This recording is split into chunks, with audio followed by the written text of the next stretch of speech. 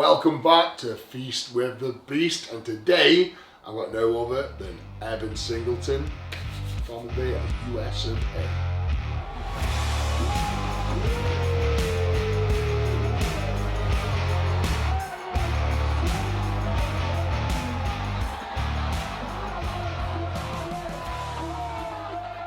Evan, how are you, big guy? I'm doing good. How about yourself? I'm doing really good, mate. It's an absolute pleasure to have you here. Oh, thank you for having me. You've been over in the UK for how long now? Almost 2 months now. 2 months? Yeah. Wow, you've been Not staying up here. with Darren Sadler and Yep, over in Boroughbridge in York. right, you've been training? Yep, getting to train in his gym, getting to train on the kit for competition, making sure that I'm as prepared as I possibly can be. Yeah, no, good. Who have we left back home? Is the girlfriend back home and mum and dad, brothers, sisters? No, nobody in my immediate vicinity. I'm pretty much just left the house empty. My friends, my coaches, that's about it. Alright, okay, nice. So, tell us a little bit about your upbringing. Should be good fun. Where are you from? Where were you born? I was born in Lancaster, Pennsylvania. Pennsylvania. What was that like? Awful. Tell me more. It was a little bit before the city of Lancaster started growing a little bit, especially after the popularity of Amish Mafia, a very popular reality television show earlier on in the day.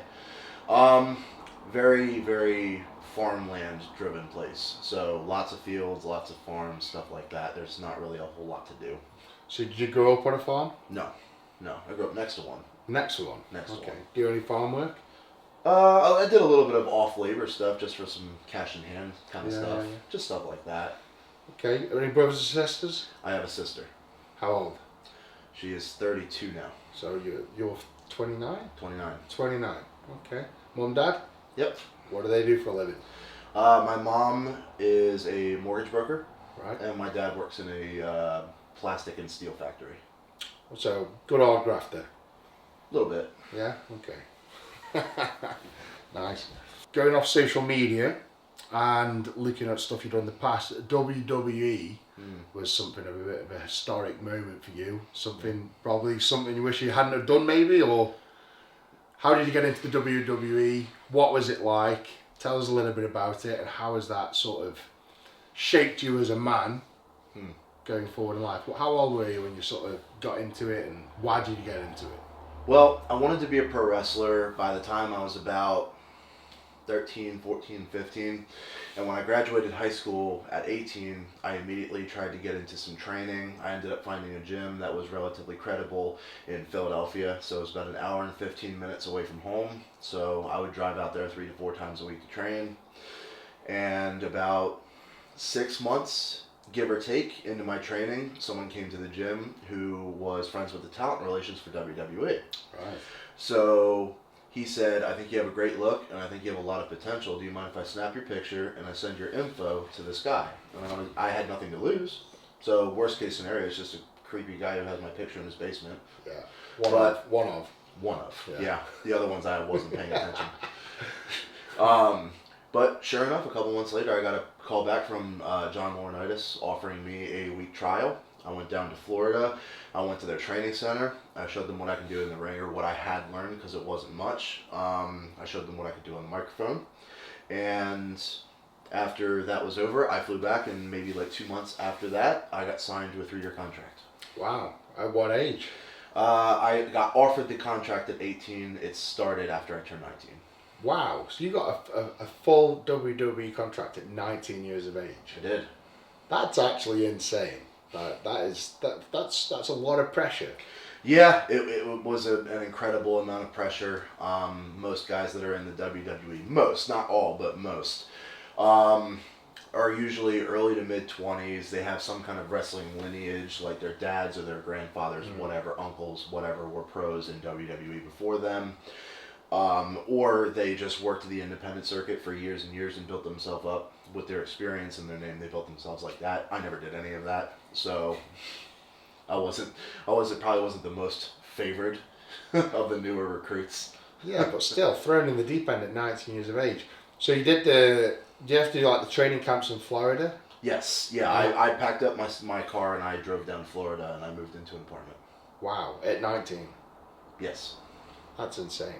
And then, how much training do you have to do before you actually hit the circuit and sort of did your first sort of debut, so to say? Well, I never actually did a show in front of a crowd until I got to WWE. Yeah. So that was an interesting experience in and of itself. Yeah, I went through a couple months of training and all of that, and then they kind of just started putting me with people who were more experienced and see how I would react to being receptive to calls in the ring, coming up with match anatomy, stuff like that, the middle, the beginning, the finish, stuff like that. Yeah, yeah. And yeah, I started competing in front of crowds on a relatively regular basis. I don't think people out there appreciate how, like, that is an insane thing to do at 19 years of age, to move down to Florida, get stuck into WWE and start competing in front of crowds and everything. How did it all go? Because obviously you're not there now, and usually people that start in the WWE they either have a really long career or a really short career. It's one or the other. There's nothing sort of in between, is there really? So what happened there? Yeah, I was definitely the latter who had a very short career. Yeah, I would say within my first year of wrestling, I ended up taking a choke slam the wrong way, and I got a severe brain injury, which actually prohibited me from continuing to compete. So medically discharged?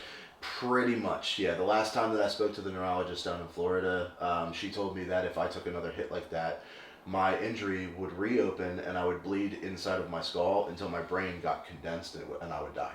Wow. So an amazing career cut short by a devastating injury. Yeah. Sorry to hear that, man. That's not nice to... I mean, don't get me wrong. Hearing that at like 19, 20 years old, that not only is my wrestling career over, but I'm going to have symptoms that I'm going to have to deal with for the rest of my life, that was not easy to hear. That was really, really hard to kind of process. But look, hindsight, it's one of the best things that ever happened to me, because outside of what I do now, I jumped into that deep end, like you said, at a very young age, and it helped me grow up a lot. Yeah. Which definitely contributed to how I am now. I learned a lot about myself. I learned how to grow up in a lot of different ways, and I would say I consider it a blessing in disguise now, because if that hadn't have happened, I probably wouldn't have found Strongman. Yeah. Yeah, no, everything happens for a reason in life. I mean, yeah, you're completely right. Moving out to Florida at 19, getting stuck in the deep end and competing in front of thousands of people, doing insane stunts in an insane atmosphere, that definitely going to teach you some life lessons. So I guess at 19, how big were you in high school? Tell me, like starting high school, usually about 10 years old. Do you remember how big you were back then? Because you're a big guy, like 6'5", 6'6". Yeah. What, you know, about 160 kilos. Yeah, so you're close to like 380 pounds, close to 400 pounds. Get in there. Damn, Close away to 400. When I was about 10 years old, I'm trying to think where I was in school. I was taller than my teacher, who was a full-grown man. You were taller than your teacher? Yeah. At 10 years old? Yeah. Well, I got one for you. I was born 13 pounds. Whoa. I was born 13 pounds and 24 inches long. I don't know about the inches, but 13 pounds is a big baby. It's essentially a butterball turkey. That's insane. Like, most babies are like 6-7 pounds, so you were double the size of a normal baby. Pretty basically. much, yeah. Wow. My mom likes to tell the story about how the nurses would put me in between two normal-sized babies and then call the other nurses over to look. Because it's like an abnormality. Yeah, it was just ridiculous. Yeah. Okay, leaving high school. What age did you leave high school in America? Like 18? 18, yeah. How big were you then? And how many pounds do you remember? Oh yeah, I graduated high school 6'4", and I graduated like 110 kilos. Right, So okay. around 240, give or take.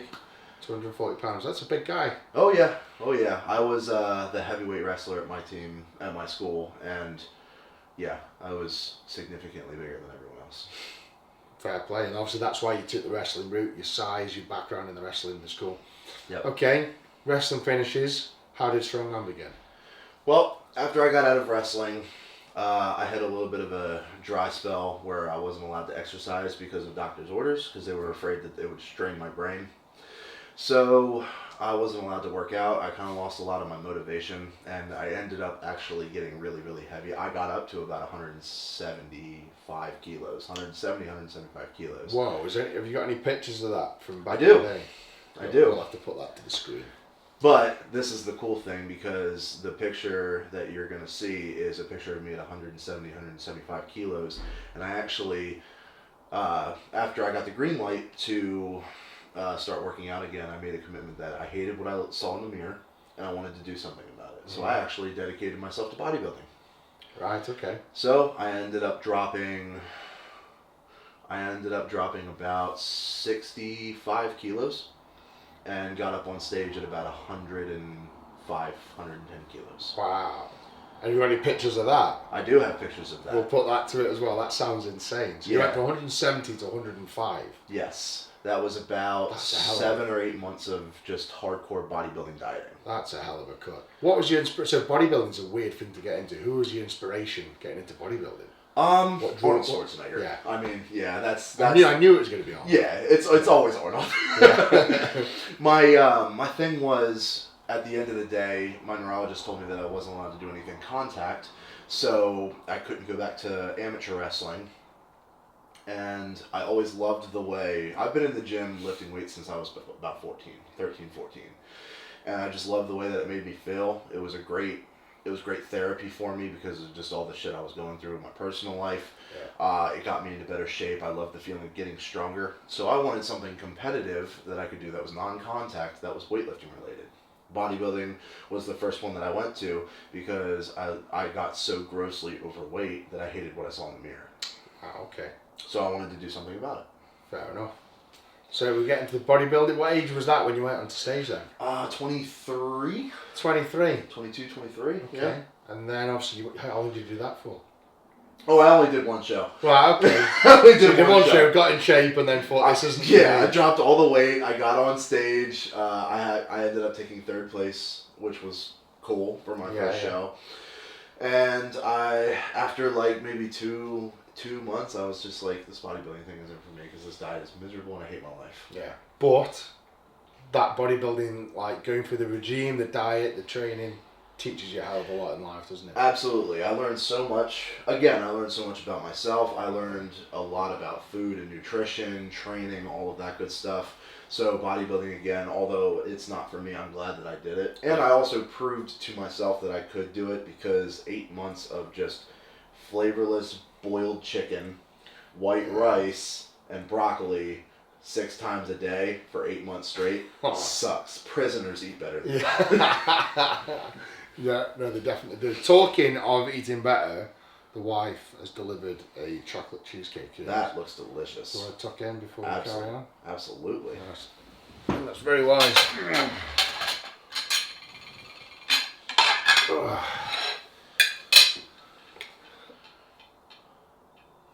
There you go. Just have a slither. Yeah. You watching your figure now? I am. You hear me talking about bodybuilding and you got all excited. Oh, I need to get into it. Just have a quarter of a cheesecake. A quarter of a family cheesecake. Oh, we're family, so it counts. Bit of a snack, yeah. What's the problem? That is lovely. Look at that. That is good as well. That is good. Okay. So we did bodybuilding at 23. Did that for a year. Give or take, yeah. Then, after I made the conscious decision to get out of that awful sport, because I hated it, I looked up, my actual intention was to get into powerlifting first. Okay. I wanted to get squat, bench, and deadlift. Squat, bench, and deadlift. To me, it was something that I could do that wasn't bodybuilding, that was competitive with weightlifting, which is what I wanted, and it was non-contact. So, and it seemed, at the time, it seemed a lot simpler than Strongman, because Strongman, the variety, every single show has different events. Yeah. Whereas powerlifting, you know what you're going to get every time you go to a powerlifting comp. So, plus it would be a good way for me to build base strength. My goal was to do a powerlifting meet and then do strongman meet, and then out of those two, pick which one I wanted. And in Lancaster, Pennsylvania, I looked up the closest powerlifting and strongman gym around, and I went there. I took a tour, and there was somebody doing log. Mm-hmm. One of my buddies was doing log. So I introduced myself, and I started asking him a little bit about log, about strongman in general. He actually invited me to join in on log, and he showed me a couple of the pointers, just basic stuff. And I was like, okay, well, maybe I'll just give a couple of different strongman events a try, just to see how it feels and all of that. And I want to say about a week and a half into that, I was like, yeah, found it, I'm doing this. And I never looked back. So what do you enjoy about it? Just the variation, different exercises, the thrill of lifting big weights. What drew you into that then? Honestly, it's all of it. It really is all of it. There's the adrenaline that you feel when you hit a PR, a big PR, like a max deadlift or something like that. There's the entertainment factor, because strongman's a spectator sport, 100%. And that works well for me because I'm a natural entertainer, and then I have that little bit of WWE stuff to come with it, so it makes me a little bit more entertaining, I feel, anyway. Just everything, honestly. And it's funny because the thing that steered me away from doing strongman first is the thing that I love the most about it. What's that? The variety. Okay, yeah. So you wanted the simplicity. I looked at simplicity, and the more in-depth I got into strongman and the different events, the more I appreciated that every show was different, and the variety actually attracted me to it more. Because I feel like staying consistent with strongman, with powerlifting, it just would have gotten boring. Yeah, I know it does, and I've been there myself. It is, but again, it's like you train all year for one show, Mm-hmm. and you get those one little moments of like success and that adrenaline dump. You know, you get your PR on your bench, your deadlift and squat, but that is it. It's such a niche, small, tight knit community. And you do, when you're in there and you're doing it, you want to expand it. You want to do different things. So I understand that. It was, and then just it was the final nail in the coffin was I went to a powerlifting meet just to watch one of my friends compete and support him. My God, competitive paint drying would have been more entertaining. Holy shit! I'm sorry. I mean, I don't want to sound disrespectful, but powerlifting is boring as fuck to watch. No, I can agree with that. I'm saying unless you're watching like someone set a world record, like a world record deadlift, world record bench, world record squat, unless you've seen that, you're not really interested. From an outsider, you're not interested, are you? Like, not really. You don't care about anyone else's PBs or, you know. I suppose that one of the good things about powerlifting is like the pound to weight ratio stuff, you know, when you get like a 100 kilo guy squatting 400 kilo or deadlifting 400 kilo, you know, 200 pound guy pulling 950 pounds off the floor is impressive. I do enjoy watching that kind of stuff, but yeah, in general, I'm the opposite. I don't give a fuck about them small guys. he doesn't mean that. Yeah, in general, yeah, it's a pretty dormant sport. So we did that, and then so what age was that when you sort of got going and getting into the strongman stuff then? Well, I want to say 24. I want to say about 24, maybe even 25. Okay. So like 24, 25 range. And then after training for a little while and some encouragement from my buddies back home, George Pearson, who actually got me into strongman in the first place, he was like, come to this gym. And I looked into it, and then I finally decided to go. He convinced me to sign up for my first show. And it was a qualifier, and it was North Carolina's Strongest Man in 2018. So I was 25. And first place qualified for Giants Live North America. And I ended up going in there, and I won the show by, I think, 8 or 9 points. Yeah, I remember. I remember you. That was your debut, so to say. That was my strongman debut. Yeah. I remember that. And I remember Colin coming back and saying, "Ed, I found a superstar." Oh, really? He obviously did. Yeah. Obviously, I think was that 2018. That was 2018. Yeah. I won World's Strongest Man in 2017 and retired, and Colin was begging me to stay in the sport. Like, we need you. We need Eddie and Strongman. We need a superstar. And then when you won that competition out in America, straight away he called me up and said, Ed, I found your replacement. That's literally what he said. I found someone that could bring us money into Strongman. That's what he said. Aw. So yeah. Colin, you're a sweetheart. So what went on from there then? It's like we 24, 25, 2018. Yep. And then since then we've just been doing loads of Giants live shows. We've been in World's Strongest Man a couple of times now. Yeah, in 2018, obviously I qualified for Giants Live. Went to North Americas. I ended up placing 8th. And so I did like maybe one local competition just to get some experience. And then I came back in 2019 to Giants Live and I won the whole show. Yeah. Got invited to come over for the first time. Excuse me. First time ever leaving the country. Ever. Came over here to Manchester to do the World Tour Open. And you won that? No, that I got 5th place. Ah, right. So you won it, the world, you won the I Open. won that the following year. Yeah. Yeah, wow. So, you've had a really good career so far, considering how young you are. Yeah. Really good. I like to think so. How many times have you been at World's Strongest Man now? I've competed there 3 times. I went in 2019 as an alternate. Yes, you were a reserve. I was. Yeah. And equipment tester. Yeah. Okay. I'm going to dig into this cheesecake. No, help yourself, man. Have another piece. Yeah, go for it. I'll go for another quarter. Go for it. Well, I'll go for the other quarter as well. Oh, there you go. You want the big piece or the little piece? Are you serious about watching You're the figure? competing. You're competing. I'm watching my figure. Yeah. You have the big piece. I'll have the little one. Go. Thanks, man. Yes, sir. Do I remember you competing at Official Strongman in Florida as well? Yeah, I did that in 2018 as well. That was another one of the competitions where I just wanted a little bit of experience. Mm-hmm. Yeah, that was... That's when I first met you. Yep. Yeah, it was. It was. That was back when I was like, oh my God, there's Eddie Hall. Mr. Hall, can I have a picture, please? Now you're like, there's Eddie Hall the dickhead. No, fucker. Yeah. No, now it's like, Eddie, let's go drive around in your tank. There we go. How times change. So what's your ambitions now then, Evan? We've done. We've won some great Giants live shows. You're never going down the America's Strongest Man route? Nope. Politics? I do not have my pro card, so I'm not allowed to compete at America's Strongest Man. That's just ridiculous. There's a lot of politics in Strongman, isn't there? There's a lot of ins and outs that just bullshit that nobody really cares. I almost don't look forward to the Rogue Invitational and the Arnold, Ohio coming around because I just get loaded with messages. Why aren't you doing the Arnold? Why aren't you competing at Rogue? You should be competing at Rogue. It's like, I agree, but I'm not invited. Yeah. That's my answer every single time. Why aren't you doing this? I wasn't invited. Why aren't you doing the Rogue? Wasn't invited.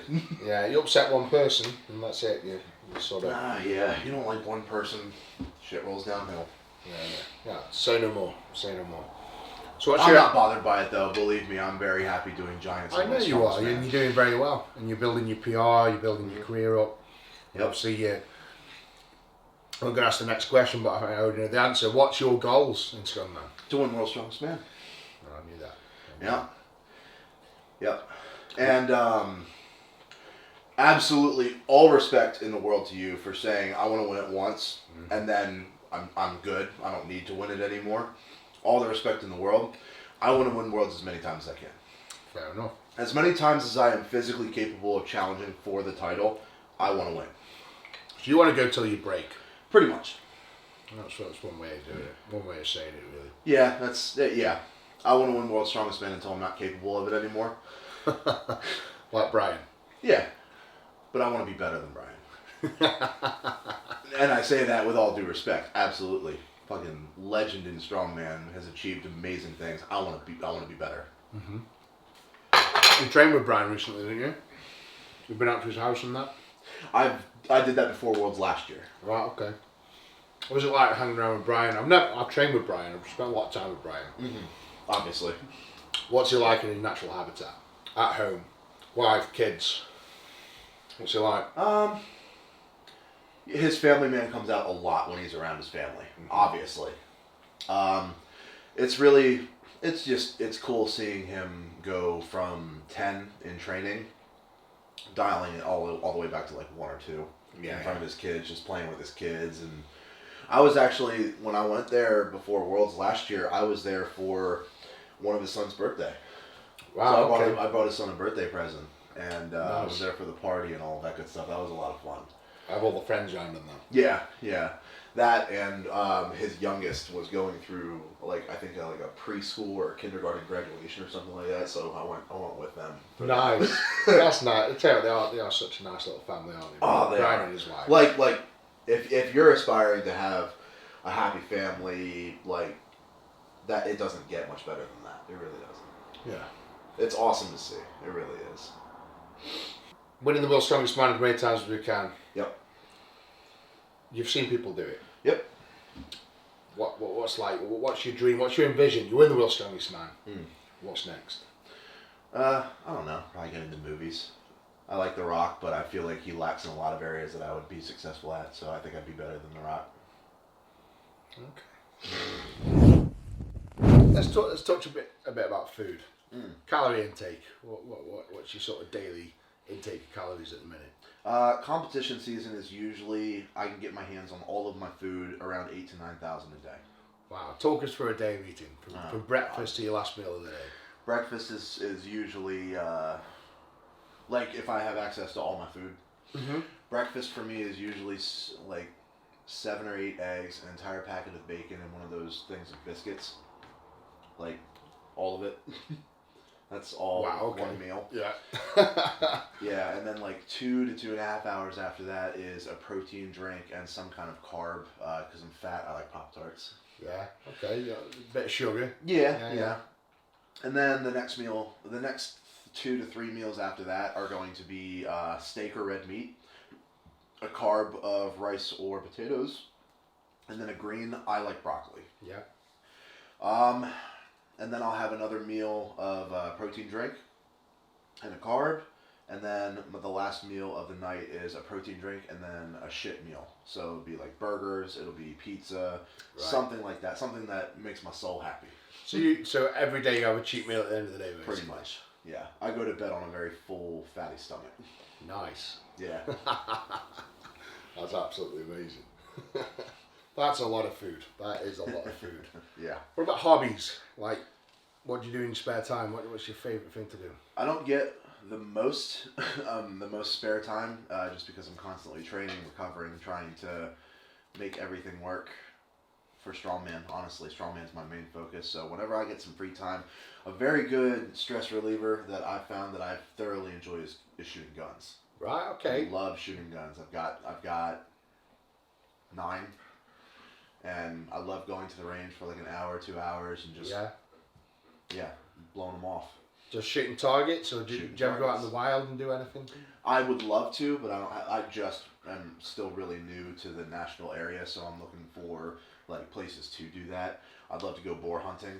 Yeah. Or maybe just like learning some tactics and stuff like that, shooting behind walls and targets and stuff like that. Obviously, you know Robert Oberst. Yeah. He does all the boar hunting stuff. Yeah. Does he live out in Texas? I believe so. It's either Texas or they're California. different culture out there. Oh, they're something in and of themselves. You ever been? You ever been to Texas? I've never been to Texas, but I would love to go. I'd love to go do stuff with Rob. I would love to go work out with Trey and Gabe. Yeah. Yeah, they're out there. Yeah, that's definitely on my list of places I want to go. Fair enough. Any other ways you like to relax? I mean, going to the shooting gallery. You into games? Into like computer games? I used to be into video games really, really big. I want to say within the past 5 years, it kind of fell off a little bit. But every now and then I jump back into it. Like, I came out of gaming retirement for the new Doom series. Right, okay, Doom. Big into Doom. Video games, in my opinion, the more violent, the better. And there's just something magical about being able to take a demon, break his arm, and then stab him in the face with his broken arm. Yeah, fair enough. It's just magical. It makes you feel good. Any of the old classics like Resident Evil, the Silent Hill, Call of Duty? Absolutely, yeah. I actually used to compete in Gears of War tournaments. Really? So I have online or like no, go to a center yeah. and compete. Yeah, I have a pair of COG tags back at my house. Wow. That I got for the tournament. But yeah, Gears of War. I liked Splinter Cell. I liked the Call of Duties. I was big into the Call of Duties when I was in high school. Got into a little bit of everything. A little bit of everything. Oh, nice. Okay. And then the T-Rex. Yeah, the T-Rex. I wanted this tattoo. I have the T-Rex claws, the two claws going up my middle and index finger. I wanted that tattoo maybe since I was like 13, 14. And you know how you run through a bunch of different tattoo ideas and you think, oh, this would look really cool here. And then like a month or two later, you're like, that'd be fucking stupid. Yeah. I'd just think of something else. This idea I had for the longest time, and it never changed. I always wanted the same thing. So, like 2 months, I don't know what sparked it, but like 2 months before my first Strongman competition. These are the only tattoos I have, by the way. Wow. Okay. They're the only ones I have. I want more.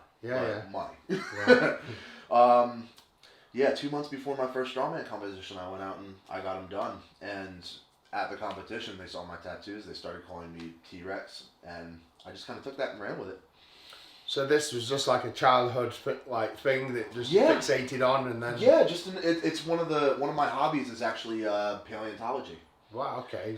So like it stemmed from obviously seeing Jurassic Park at a very young age, and that's just like that's my favorite movie. Like I love that movie. T-Rex was always my favorite dinosaur. Is paleontology, is that? Oh, sorry if I said that wrong. That's what Ross from Friends wasn't it? Yes. Yeah. Yes. Just so everyone understands it out I'm there. Jack Ross. Yeah. Okay, so you just like took the brand on. Yeah, pretty much. People started calling me T-Rex, and I just kind of ran with it, and now it's kind of like I have the hat, I have a little necklace with a T-Rex skull on it. Yeah. Clothing. The shirt. Yeah, pretty much. Pretty cool. Hey man, building a brand's the way forward. Absolutely. You know, we talk about life after Strongman. Yeah.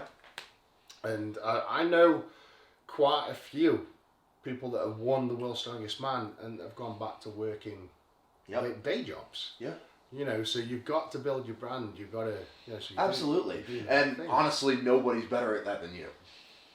Thank you. Yeah. Well, no, like you've got to ride the wave. Like there's a couple of guys who are capitalizing on their success with Strongman, winning World's Strongest Man, all of that. There's guys that are still staying relevant, doing commentating or making YouTube videos or being judges and all of that good stuff. But you've taken the beast and literally have just marketed the shit out of it. No, I doubt anybody can really argue that nobody did that better than you.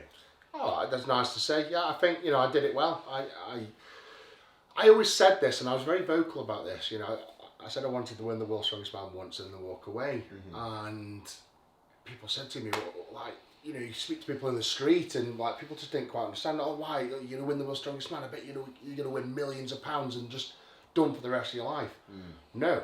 You win the World's Strongest Man, and as you know, the prize money is what? I think even now it's still like 50, 60, maybe $70,000. 70, I think it was 72. 70, that's the highest it's ever been. $72,000 to win.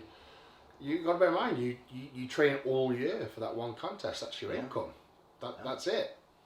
And, I was well aware of that from very early on, that, getting into Strongman, I thought this is going to be my way out. This is going to be my way of make a lot of money and get out and just, retire basically. And as I was sort of in the middle of it and started winning UKs and Englands and then you sort of break into World's Strongest Man, what's the prize money for winning the Worlds then?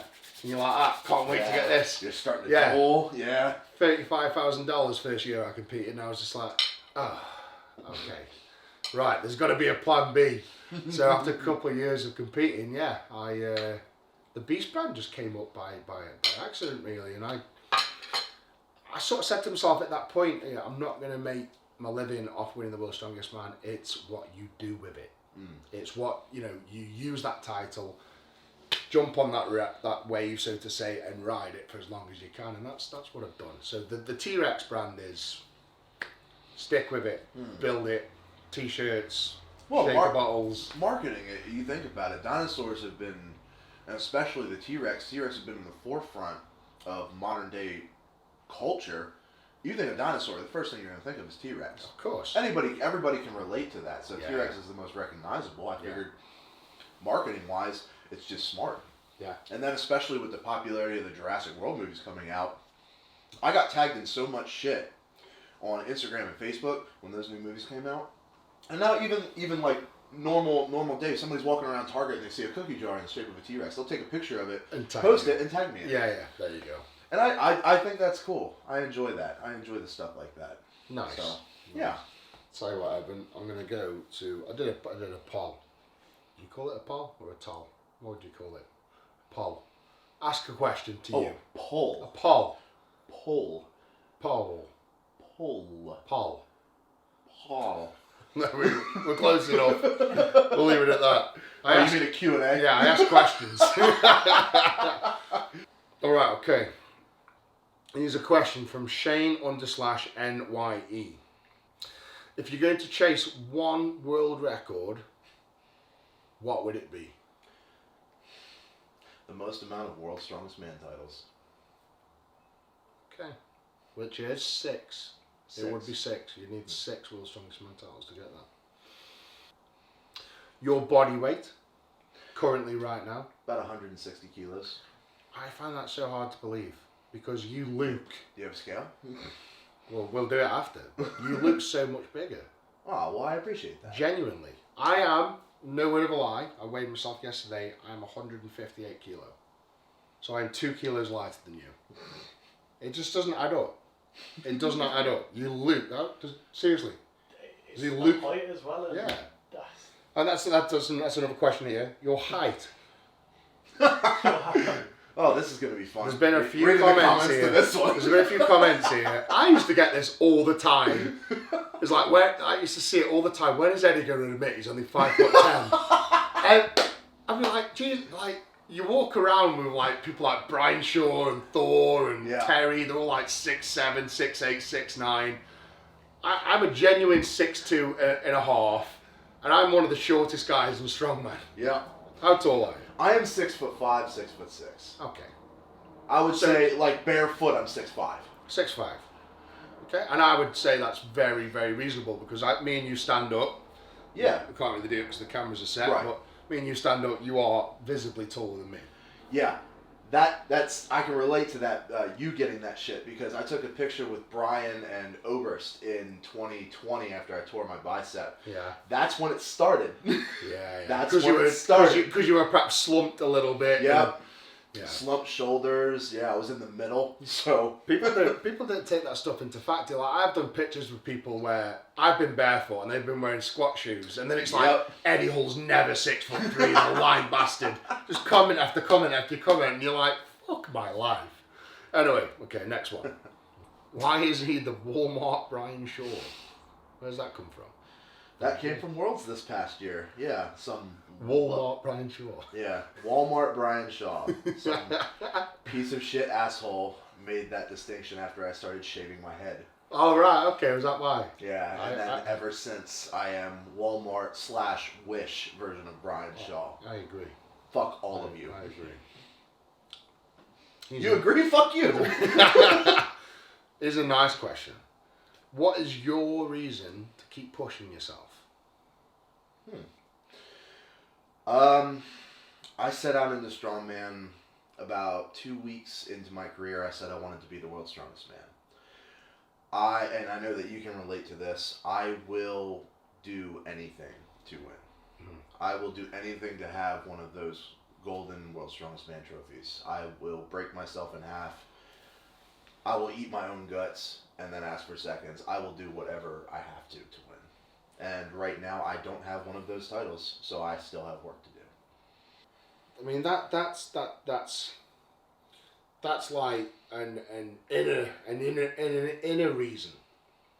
My reason for winning worlds was I made a promise to my nan on a deathbed. That was genuinely my reason. Right. I had to do something with my life. I had to make something. I had to do something.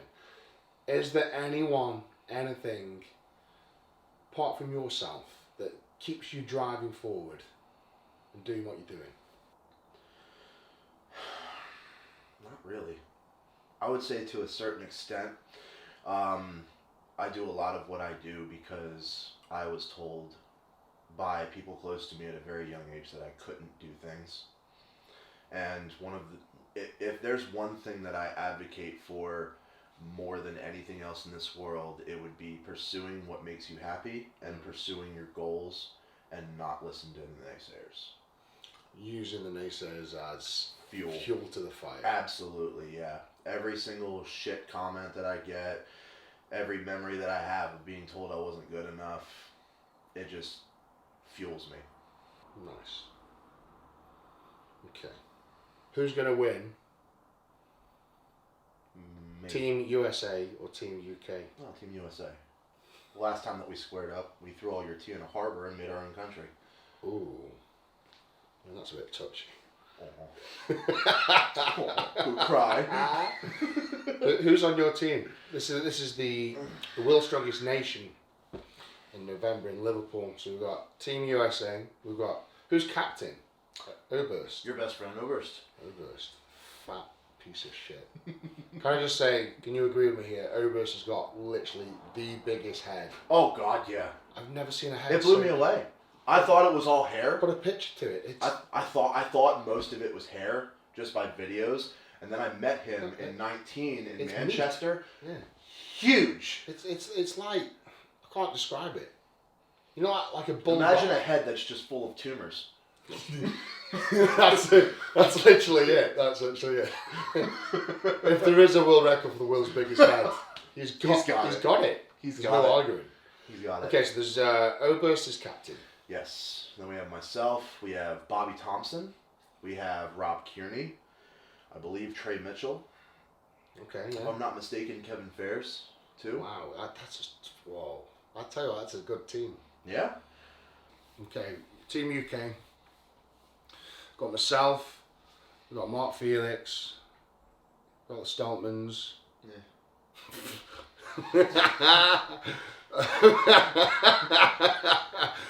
Oh, that tickled me. Adam Bishop, but he's injured at the minute, so I'm not sure. I'm gonna have to speak to him, make sure he can still compete. And then Gavin Bilton. The bull, the Welsh bull. Ball. He's actually really impressive. I'm really impressed with Gavin recently. I love. I know he's constantly improving, which is awesome. Yeah. And I told this to him the last time that I trained with him, which was a couple of weeks ago before Royal Albert Hall. I told this to him. It's really nice to see that he's losing weight because he was at a really, really heavy weight. He was. I don't know what the exact number was, but it was to the point where it was like inhibiting him from doing stuff. He was like 450 pounds, so over 200 kilo, I believe. My God, that's even for 6'9", like or whatever, however tall he is. That is big. Yeah, well, he's a big man. But he's trimmed down a lot, and he looks really good. He's moving events are faster. Like, he looks healthier. Everything's good for me for him. Like, his deadlift's good, his moving's good, his grip's good. Mm-hmm. Like, he's a really good athlete. Yeah. Really good. Yeah. You know, he's like, I forget what regiment, but he's like in like the Welsh battalion or something. It's something like that, yeah. Yeah, it's like some... And the army guys always seem to be like... unhinged. You just can't... You can't stop them. There's something loose there. Like they just push until they break. Yeah, there is no self-preservation when it comes to military people competing in anything. Yeah. They will go until they fall over. And I appreciate that. Yeah, I do. You have to, or else we wouldn't win any wars, would we? Fair. Very fair. Right. Let's go through the events. So, grip, I've got Mark Felix. Who have you got? I have... You got Kevin Fairs, haven't you? I would probably give grip to Kevin, honestly. His grip is stupid. He's the current Nickelstone? Nickelstone. The one where you pick up stones and you walk with it. Oh, Nickelstone. Nickelstone. Yeah. He has the world record in that. He got that. He's 2-time record holder for that. So he did one at the road and one at the last. Put him versus Mark Felix. In a Hercules hold. Who have you got? Now you see lots of things come into equation here because of the length of the arms. Because Felix has got longer arms, the weights are actually going to be further out, so there's more weight in Felix's hands. Not to mention the size of the grip handles. Yeah, but then Kevin's got smaller hands, bigger handles, so that impairs him. It's pretty even. I couldn't call that. I'm not calling that. I can't. I'm not calling that. I really can't. Felix. Yeah. I'm not calling that. He's old. Okay. Deadlift. I'm gonna put. I'd love to put Felix in, but if we're gonna pick one person per event, Is this for reps? I think so. Okay, if it's for reps.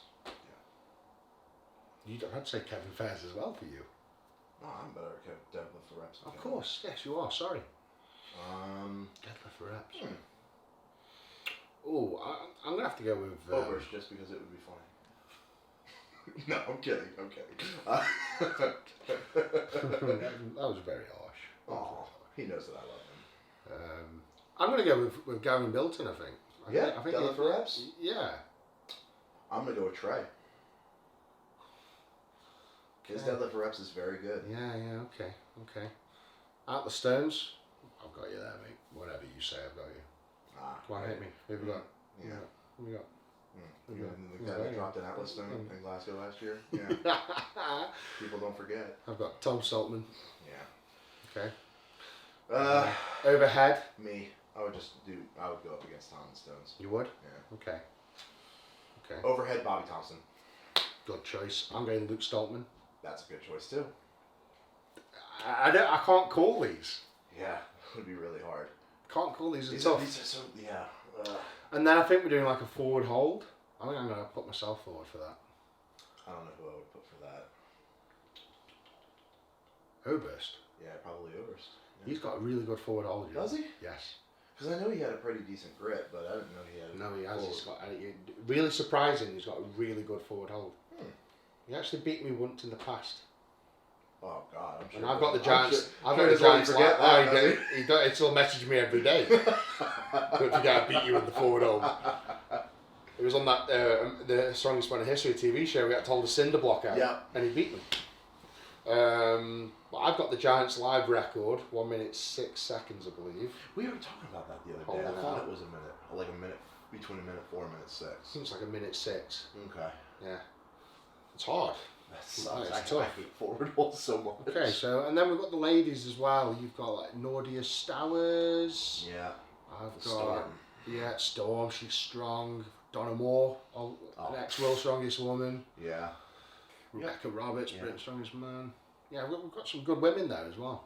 Really good. Yeah. Well, let me get back to these other questions. How big is his meat? Wouldn't you like to know? Yeah, let's.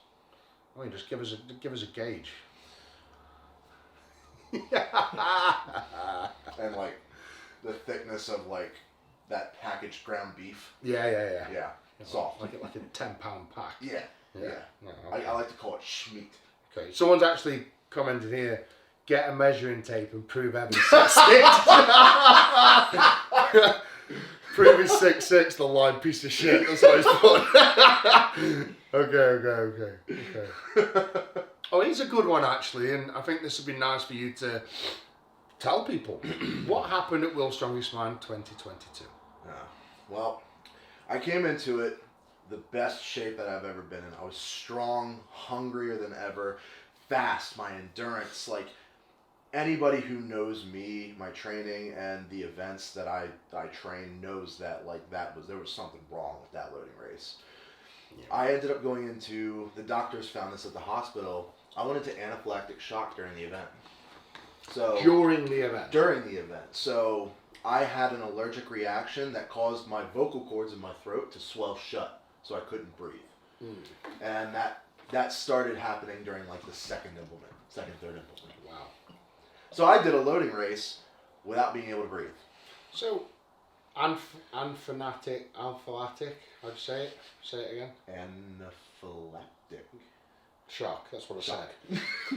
So, is that because you took something? Was it a shock reaction? Was it an anxiety reaction? What was it? No, honestly, more than anything, I think that if I had to narrow it down, because I don't know what it was for sure, I'm getting an allergy panel done that will help me narrow down what happened. But if I had to say anything, it was probably the local vegetation, honestly. The pollen there was ridiculous. Mate? Like, can you hear it on my nose now? I am still nasally from World's Strongest Man. I believe it. I came out of the competition, my sinuses were literally, I had like somebody poured concrete in them. And I'm still not right. We're talking 8 weeks on. Well, the thing is that you don't see this on the televised show, but there was a long line of trees next to the event. Pollen was just falling. A gust of wind would come by and blow those trees. Yeah. It looked like it was raining pollen. Yes, yeah, no, it was bad. I was bad. I couldn't breathe and I was just watching. So yeah, if you got like hay fever, we call it hay fever here. It was hay fever, but what I went through times like 20. Yeah.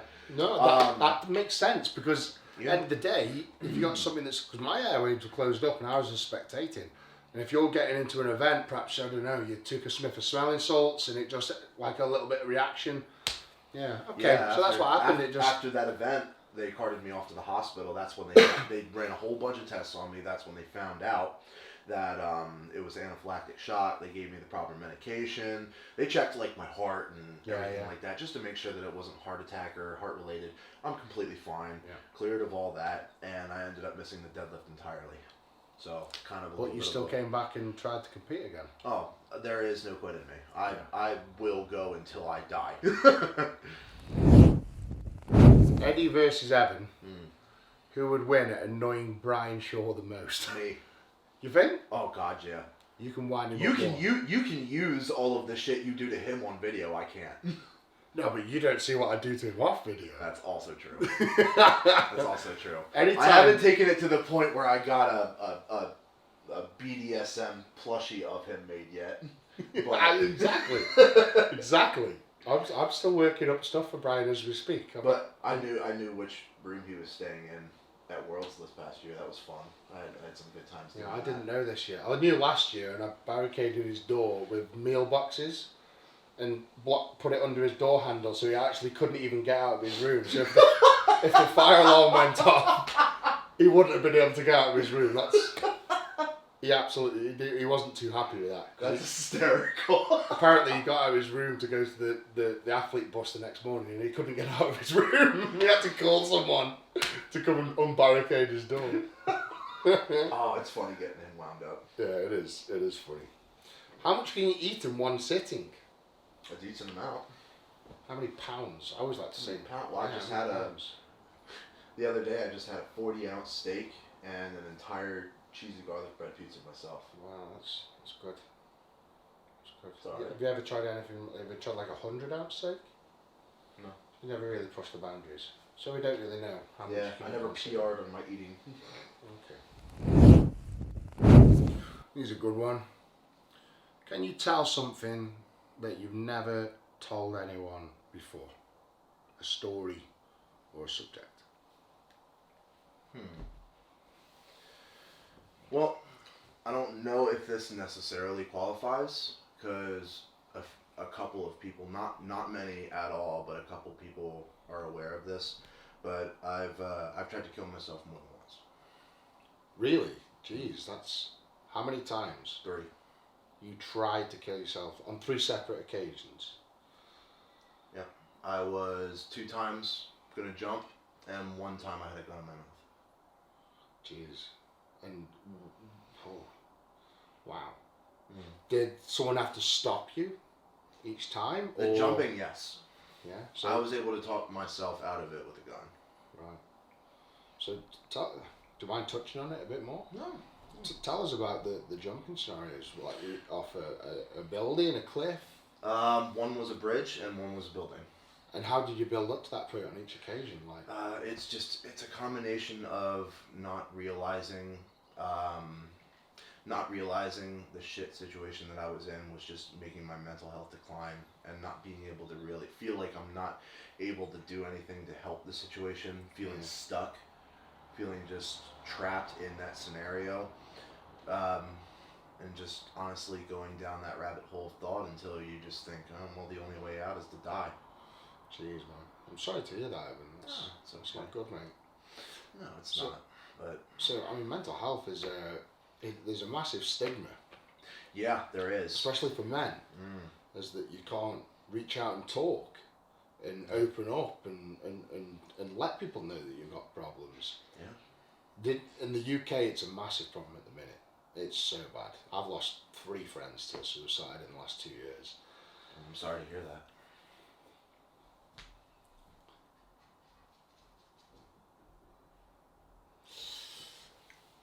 You okay, brother? Yeah.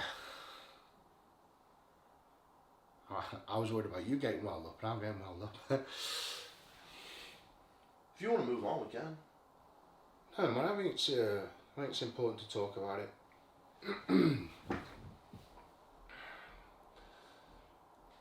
I think the stigma at the minute is so bad that people,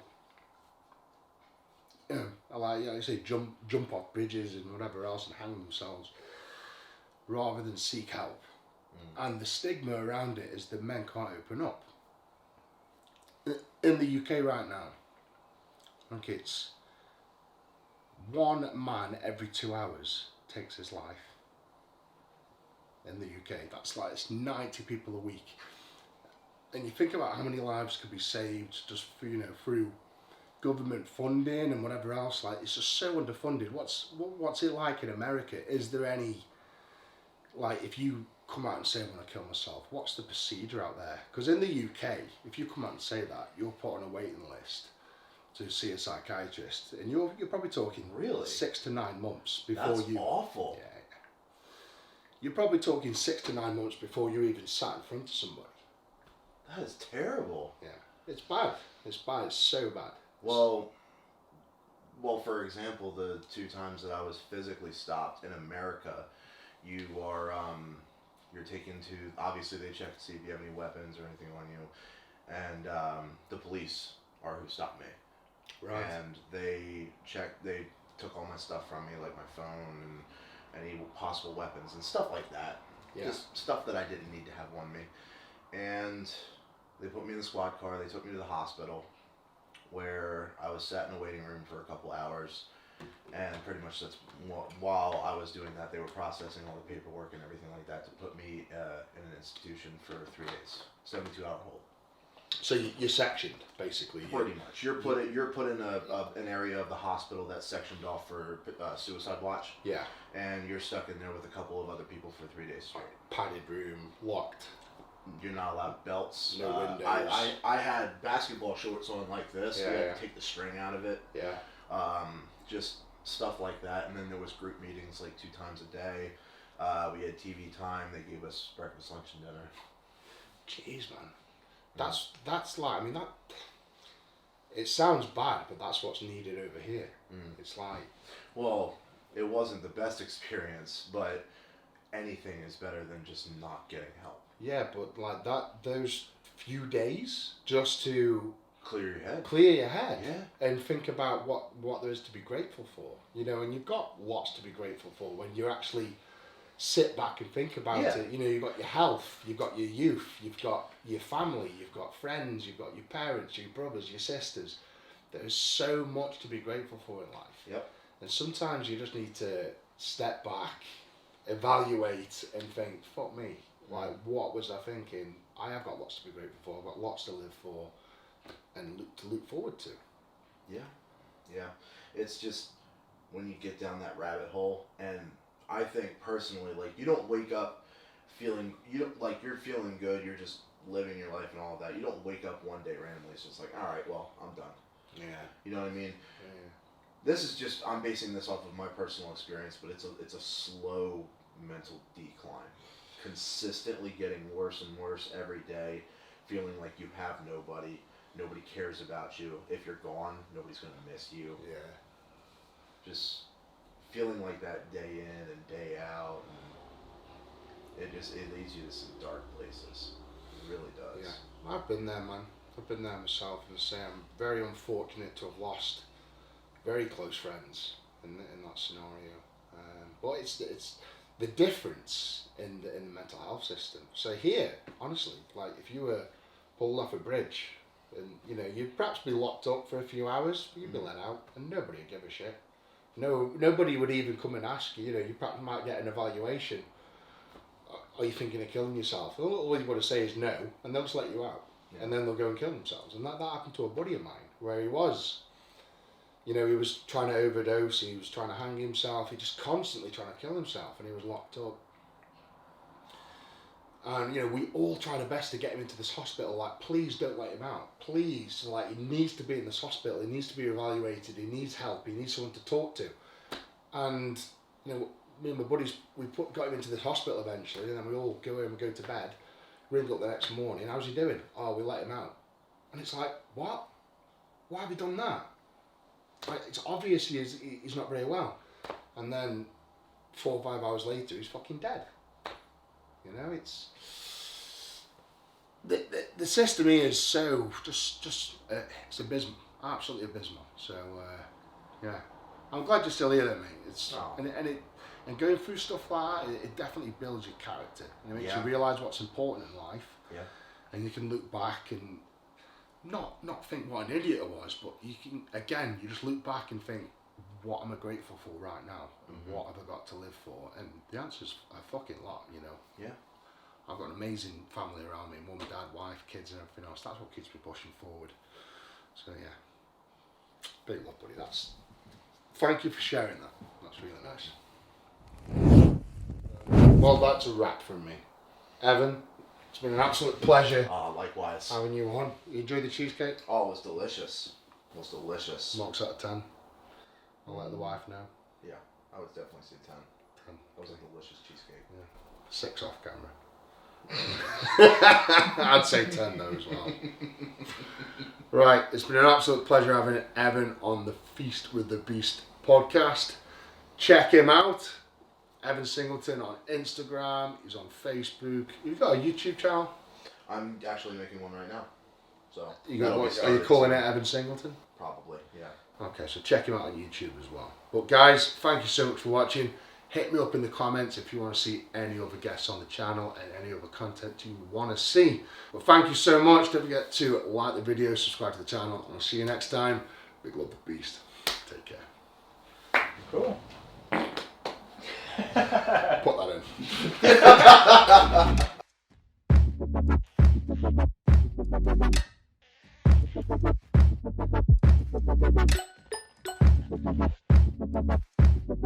in.